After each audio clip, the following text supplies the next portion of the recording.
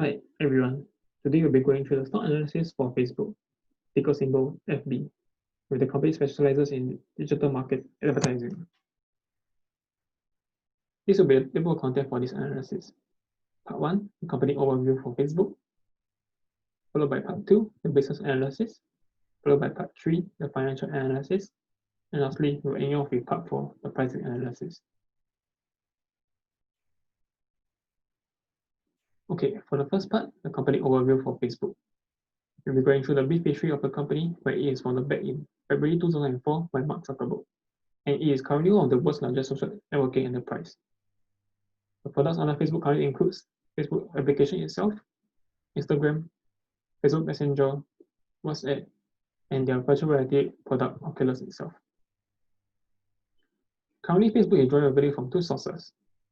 The first revenue source being their digital advertising, with the majority of their revenue stream of up to 98.5%. And the remaining 1.5% is from Facebook Others, which include delivery of hardware devices, which is their Oculus, and also net fees that Facebook collects from developers that uses their payment infrastructure. Lastly, before moving on to the business model of Facebook, we'll take a brief look at the current valuation and share performance of Facebook itself. As we can see here, Facebook stock is looking strong after posting a strong quarterly result, as the stock is going up 30.79% this year, and the financial of the company has been growing at a steady pace over the past 3 years, which is evident from the operating income of Facebook, which grew by 16.31% in the last fiscal year to close to $24 billion this year. Revenue is also expected by analysts to grow by 11.5% over the next 12 months, and the stock is trading with a P/E ratio of 30.56 times. Moving on, we'll go into part 2 of our analysis, the business analysis. And the first thing we'll talk about is the business model of Facebook, which are their hyper-targeted advertising, self-serve advertisement creation, and lastly, the leverage network effect of social networking. We will first go through the hyper-targeted advertising and self-serve advertisement creation portion.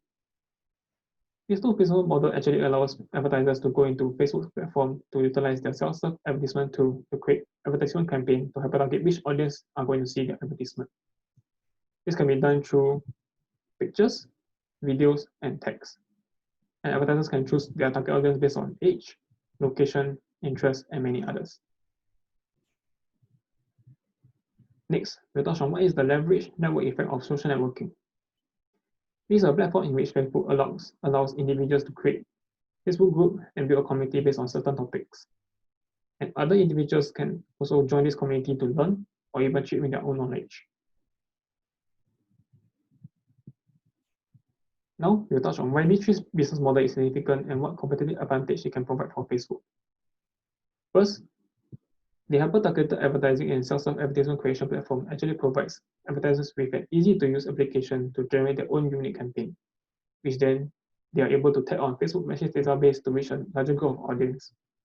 In addition, Facebook has seen a growing user base throughout the past few years, which then they are able to convert to a larger database for themselves and utilize them to improve on their hyper-targeted services, which make it even harder for their competitor to enter this market and take over any of Facebook market share. And as you can see here, there is a loop in Facebook competitive advantage, which makes the business even more attractive for investors. Next, we move on to key metrics of Facebook business. The first one we'll go through is the community growth of Facebook, where we'll take a look at the Facebook geographic money performance.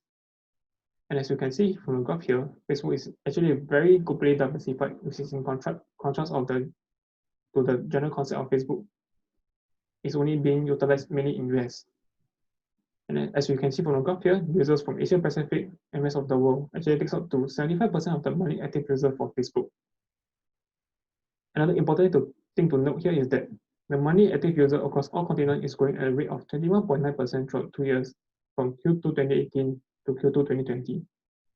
And this is significant for the business model of Facebook, and we'll cover the reason why later.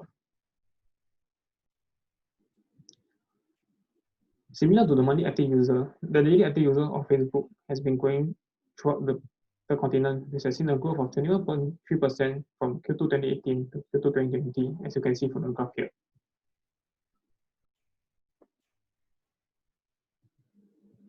Moving on, we'll now take a look at the family daily active people graph for Facebook. This refers to the amount of registered and logged-in users of either of the product within Facebook family metrics. This includes Facebook, Instagram, Messenger, and WhatsApp. This means that people that actually visited any one of the family products on a given day will be counted into this number. And as you can see from the graph here, you can see that there's a growth of 440 million daily active people from Q4 2018 to Q2 2020, which is a growth of 21.67%. Next, we'll take a look at the family active people graph. The concept is similar to the family daily active people graph, just that the number is now calculated based on per month basis. And as we can see from the graph here, there is a growth of 500 million users from Q4 2018 to Q2 2020. The reason why this number is so significant is due to the fact that current world population as of now is 7.8 billion, and Facebook is actually able to capture at least 3.14 billion monthly active users within their ecosystem, which is 40.2% of the entire world population. Now, we'll touch on why this is so significant for the business model of Facebook.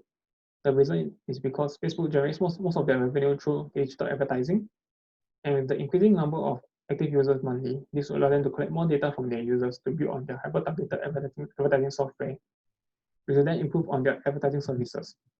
This in turn will attract more advertisers to engage Facebook services, which means that Facebook can then re-evaluate and might even increase their payment charge on customers in the future, which will in turn improve their revenue as well.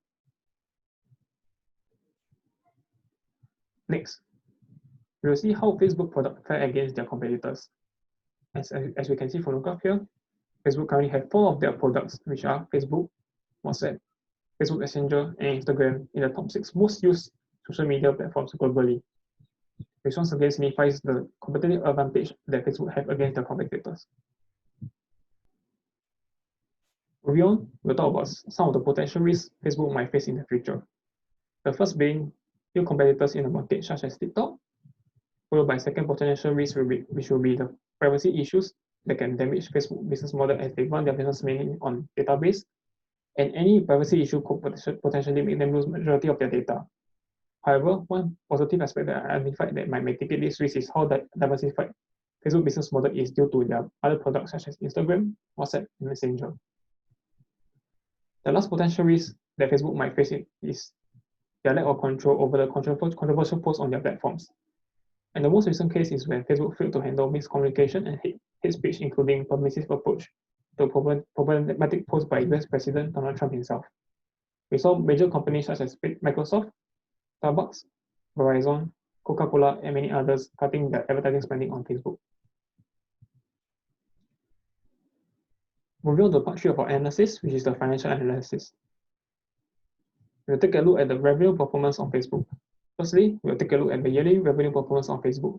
And as we can see from the graph here, there's a constant revenue growth for Facebook throughout the last 5 years, where the yearly revenue has increased by 394% from fiscal year 2015 to fiscal year 2019, with an average annual revenue growth rate of 41.3%.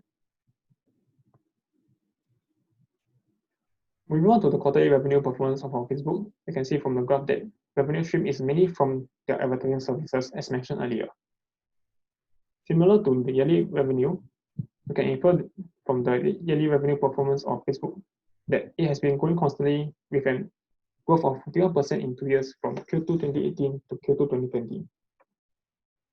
In addition, we can also infer that Facebook tends to perform better in Q4 of each year, and this is due to seasonality with events such as Christmas, Black Friday, and many others around the corner. And more advertisers will be more enticed to increase their social media advertising capacity during this period of time. Moving on to the last part of our financial analysis, we'll evaluate Facebook's financial situation against our 6 financial tests. And from what you can see here, Facebook have managed to pass all of 6 of our financial tests.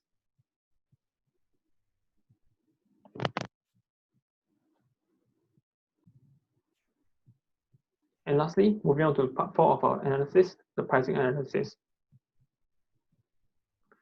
We'll take a look at the fair value of Facebook using our discounted cash flow model and price to earnings ratio. And as we can see from the tables here, a fair value per share for Facebook using the discounted cash flow model is $484.63. And a fair value per share of Facebook using the price to earnings ratio will be $585.38. And when compared to the current stock price of Facebook, which is $261.16, we will see that the stock is currently undervalued. In addition, according to the fair price to book ratio of 11.5 times, the current price to book ratio of Facebook, which is 6.8 times, is also considered as undervalued as well. And lastly, before end of this analysis, we'll go through the brief summary for Facebook. In conclusion, Facebook have products with a significant competitive advantage, such as their hyper-targeted advertising and self-serve advertisement creation platform. And it will be hard to see new competitors surface anytime soon and command the same level of market share as Facebook. Next, there will be a constant growth in user base across all of Facebook products, which is very significant for Facebook business model. And they are mainly data-driven, and more user base will then be converted to larger database, which Facebook can then utilize their artificial intelligence and machine learning to improve on their current product, which will then allow them to attract and retain advertisers to use their products. Next, Facebook managed to pass all of our 6 financial tests, and on top of that, their revenue has been growing constantly over the past 5 years. And I foresee that the revenue of Facebook will continue to grow if they are able to capture the rest of the addressable market. And lastly, based on the discounted cash flow model, price to book ratio, and price to earning ratio, the current stock price of Facebook is considered as undervalued. And with this, we have come to the end of our Facebook analysis, and thank you.